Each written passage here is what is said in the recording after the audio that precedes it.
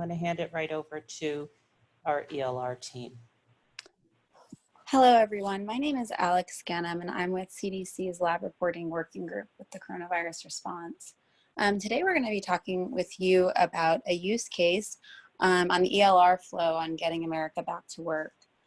This effort is really about resuming business operations as safely and healthy as possible for employers, their employees, and the public.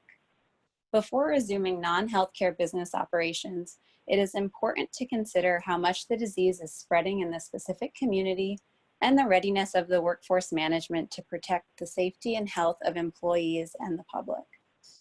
Employers are encouraged to collaborate with state, territorial, tribal, and local health officials to determine whether and how to implement testing strategies and which ones would be most appropriate for their circumstances.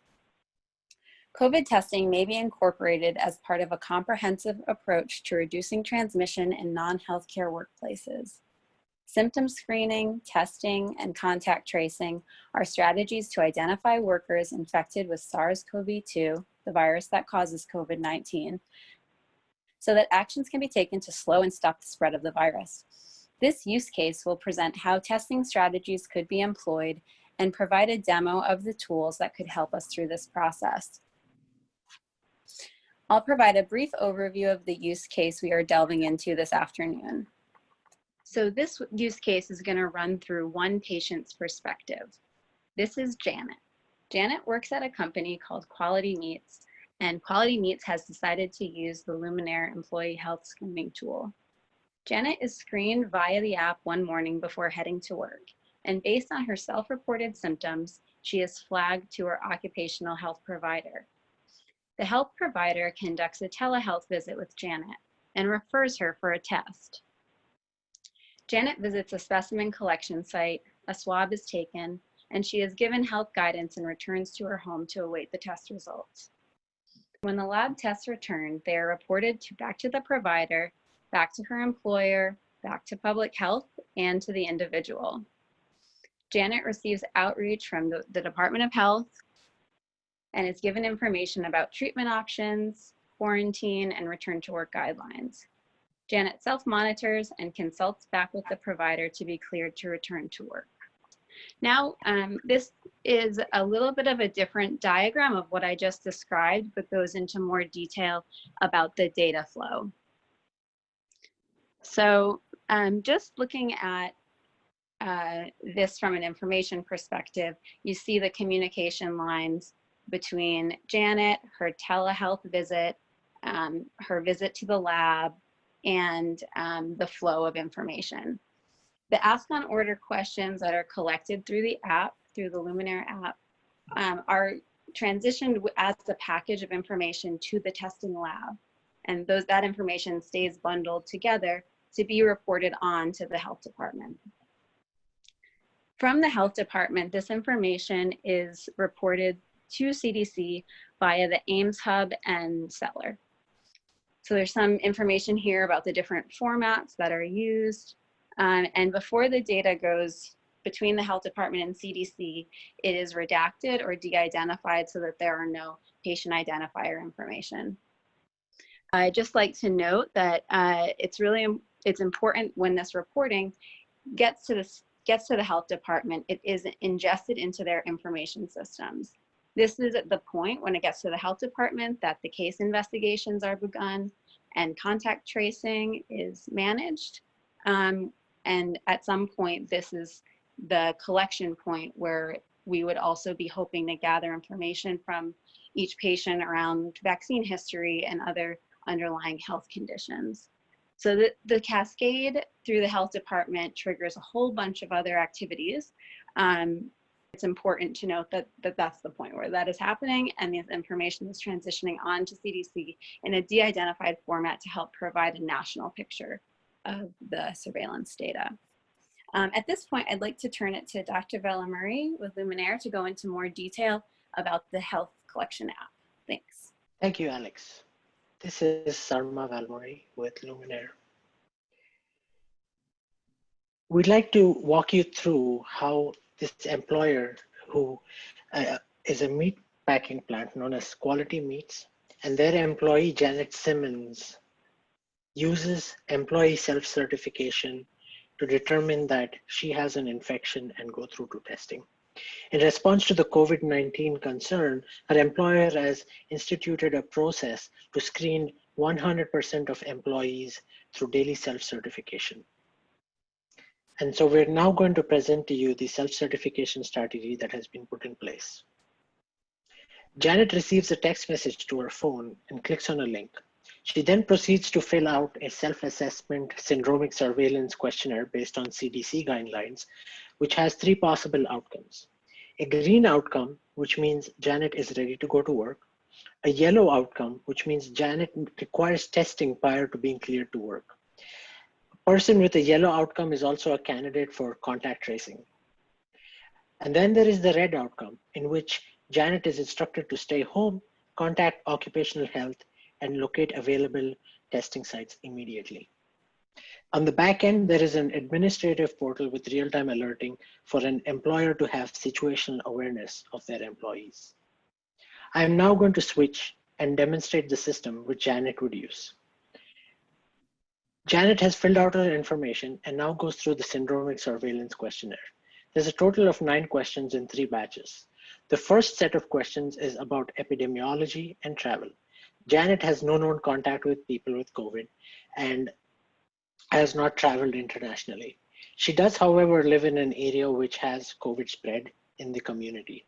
She feels sick. She reports that she has a fever. She reports that she has a cough. She's wheezing. Janet also reports that she has chills and a headache. Janet then answers questions about her risk factors. In this situation, Janet indicates that she's pregnant. This information is shared directly with occupational health, but is not shared with Janet's employer. Janet selects that she has not been tested for COVID previously, and no members of her household are first responders or healthcare workers. The system has the ability to track geolocation for Janet in case of employers that have numerous locations for reporting back for epidemiology after their data is scrubbed. In this situation, Janet is going to opt out of location sharing. As declared previously, there's 3 possible outcomes, a red, a yellow, and a green. Janet has come to a red outcome, which instructs her to contact occupational health immediately for testing. On the back end, this is the administrative panel that Janet's employer has access to. They're able to filter by people who have only the red status, and they can select Janet, and then they can look at Janet's history. It is very clear that Janet is feeling sick and is febrile. This is the same platform that the employee health, occupational health platform would be using. This system works for employees, vendors, and customers, including those who are at large gatherings. With that, I'm now going to hand over to our colleagues at Chicago Occupational Health to take us through the rest of this showcase. And my name is Jeremy Carr. I'm with the Alliance Chicago, and I will be facilitating the role of the occupational medicine physician working with Janet's employer quality meets today. Based on the pre-screening that you just saw, resulting in a red outcome with Luminaire, Janet was scheduled for a telehealth visit with us today for follow-up. We're going to go ahead and begin that telehealth visit. She does report an acute illness with breathing difficulty, cough, and fever, and has reported a 101-degree fever that she recorded this morning herself.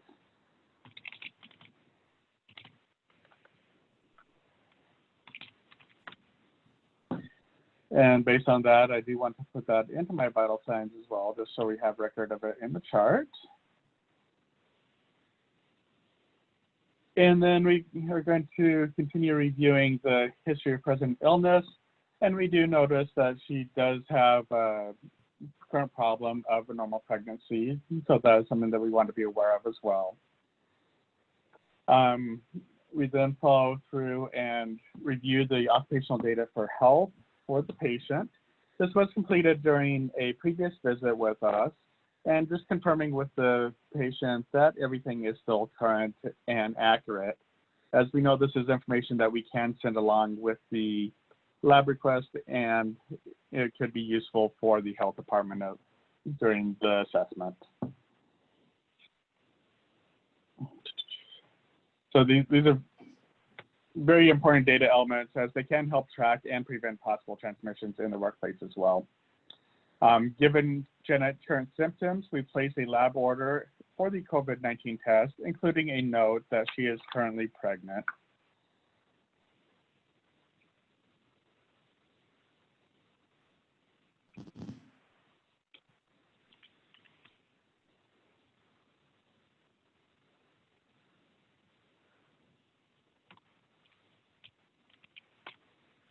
And then that will allow that information to go to the lab with the request for the test with the health department.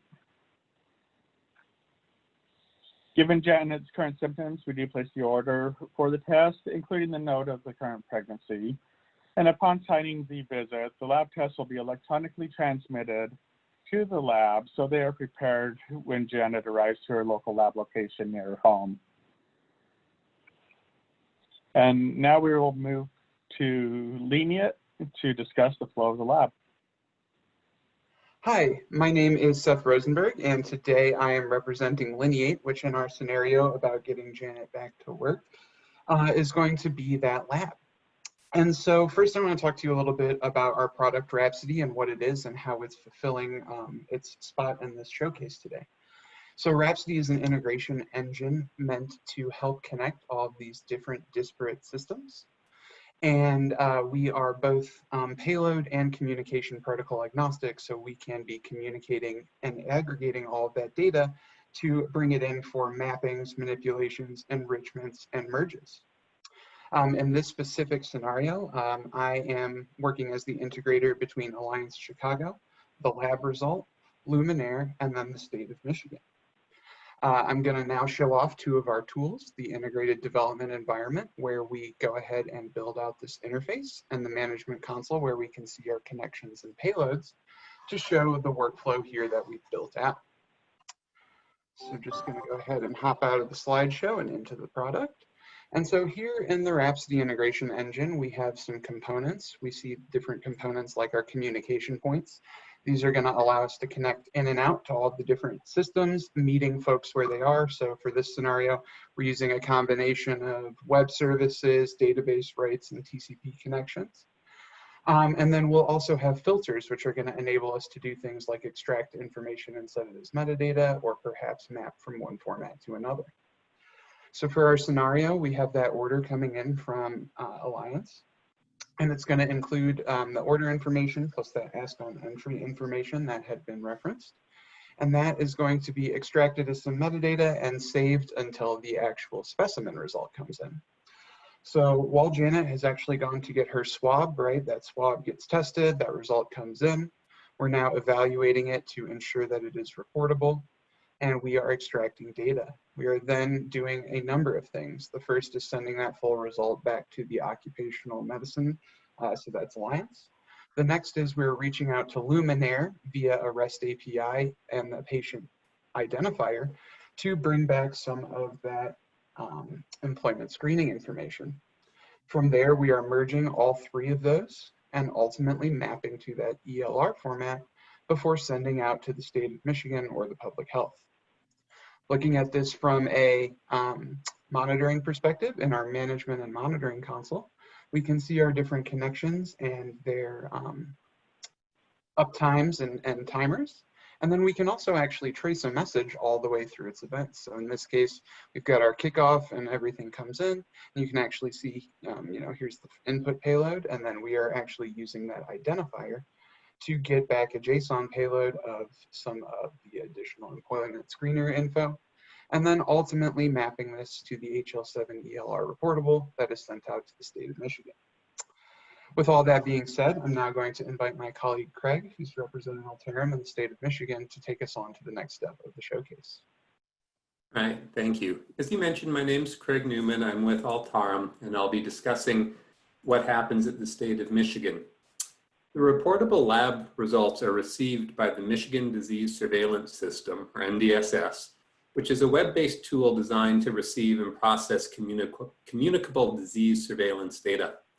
The MDSS receives lab data from a number of sources, including state epidemiology labs, national labs, local labs, and pharmacies, including over 30 new labs which have been onboarded since the start of the pandemic. The system receives data on approximately 150 different reportable conditions, including COVID, and is responsible not only for producing case counts, but also capturing the details of each case. As the results are received, it's important to validate the quality of the message. So each V2 message as it's received undergoes inline automated validation to detect errors and deficiencies in the data. We can't see that automated validation here, but we also have a web-based version of the validator that we use for onboarding and troubleshooting purposes. And that's what you're seeing here. We took the message from Lineate, put it through the validator, and you can see by the lack of errors that this was a quality message. There are some warnings which are raised. These are normally about accessory pieces of data which are allowed by the ELR spec, but not required. Things like phone numbers and addresses for the next of kin. We've also configured the tool to pull out some of the COVID-specific information, including the device identifier responsible for producing the result, as well as the answers to a number of the ask it order entry questions that the patient answered. To show what it looks like when there is a problem with the message, we've also put a message through the validator that removed one critical element. And you can now see that there's a warning highlighted indicating that the specimen type is required. And so that could be action for further follow-up. After the technical validation of the message, further deduplication, processing, and analysis is done on the content of the message. Of the COVID results coming in, the majority are either negative or indeterminate, but we recognize these and only create new cases in an automated fashion for positive results. As well, we identify the receipt of multiple positive results for a given individual so that we don't create multiple cases for a single person. Michigan expects to process approximately 2 million lab messages by the end of 2020, which is roughly a 4-fold increase over the total number of results for all conditions in 2019.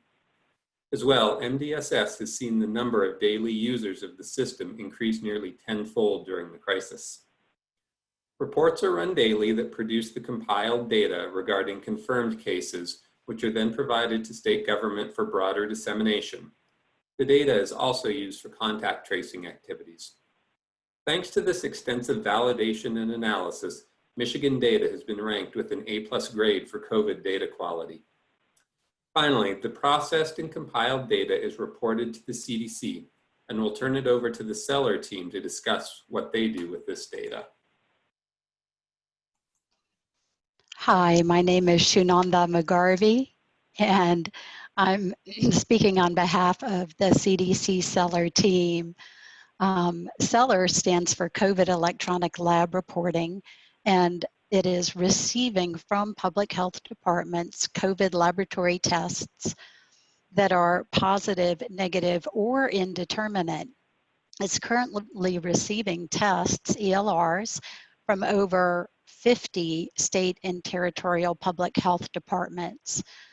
These laboratory tests can be accepted real time, and they are pulled through the Seller system and stored in a data lake. From the data lake, the data is made available for analysis and visualization. And we'll talk in more detail about that in just a moment. Seller is hosted on the AIMS platform, that is the Association of Public Health Labs Informatics Messaging Services platform, which is quite a mouthful. It is a scalable system, cloud-based, and securely ingests, validates, and merges the data that it receives. It's built to be adaptable. For COVID, it supports HL7 v2.3, 2.3.1, 2.3.z, 2.5, and 2.5.1, which thankfully is what Michigan is sending in this use case. For those who need it, it also supports a CSV file option. All of this was designed to rapidly support the emergency response for COVID, Data is brought into the data lake. It's cleansed, deduplicated, formatted before it's made available for analysis and visualization. I'm going to now switch over and show you the Michigan message that was sent by Craig just a moment ago.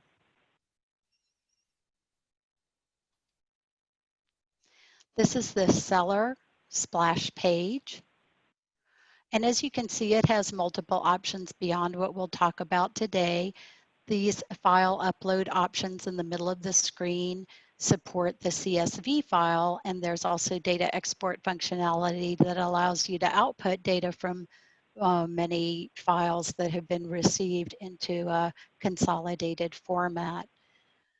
We'll go to Processed Messaging Monitor in order to see the Michigan file. Hopefully it's appearing here and not here under Failed Messages. Let's go and take a look.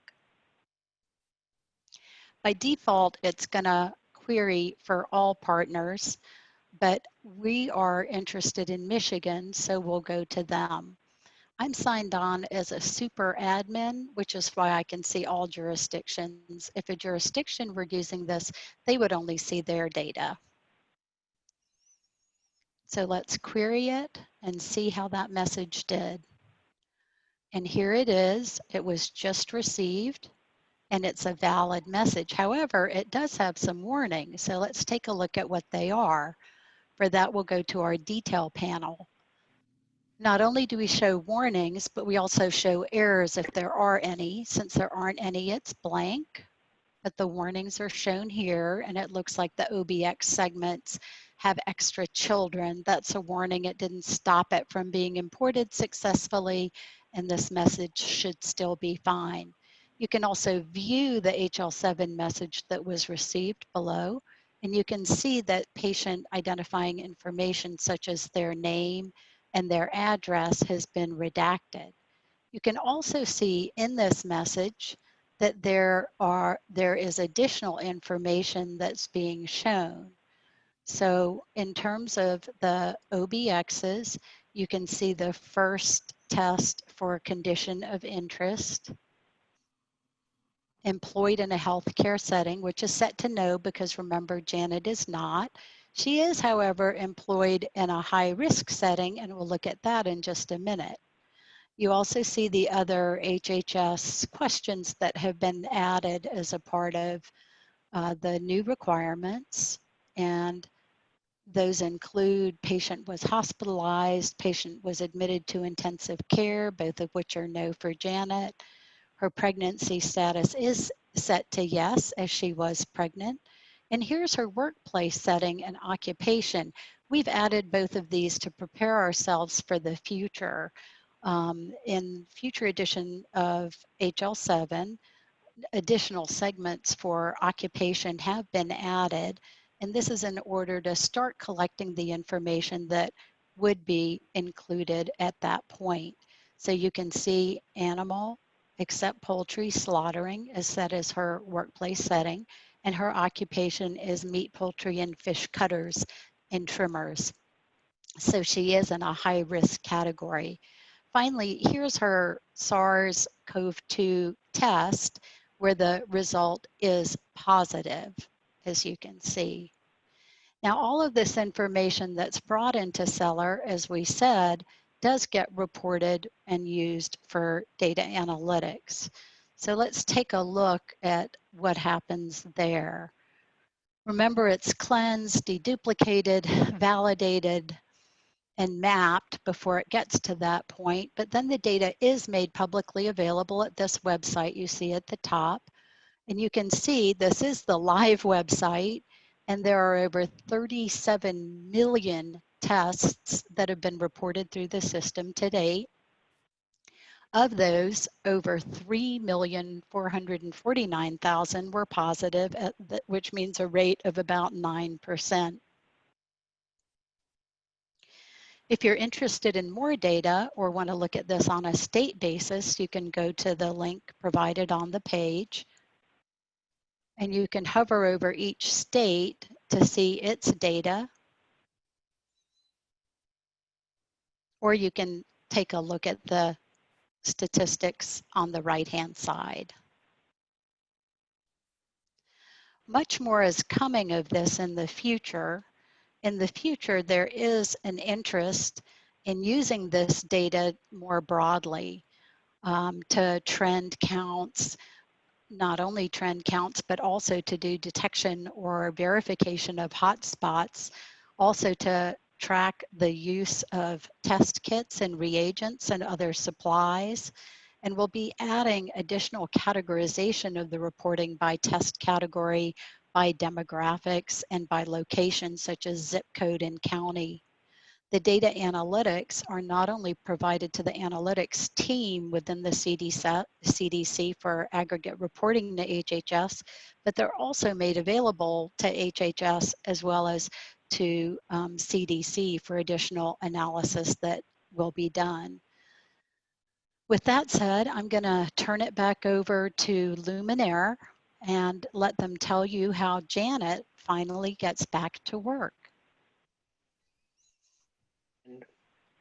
Janet tested positive, but thankfully Janet did not end up in a hospital or in an ICU. We will now outline how Janet may return to work. There's two pathways to return to work, a testing pathway and a non-testing pathway. After the test is resulted, this particular employer, Quality Meats, needs to go back and fill out the OSHA Form 300. Janet feels better. It's been at least 10 days since she first documented symptoms. She's now been symptom-free for 3 days. She goes back onto the quick screen syndromic surveillance platform and certifies herself as symptom-free 3 days in a row. She's then cleared to return to work at her job site. This certification of being symptom-free is done in conjunction with occupational health implementing for the employer a routinized return to work protocol. With that, we've outlined an end-to-end case of a critical worker who has developed COVID, goes through testing, and then returns to work. Thank you for tuning in to our Nature Showcase, Getting America Back to Work.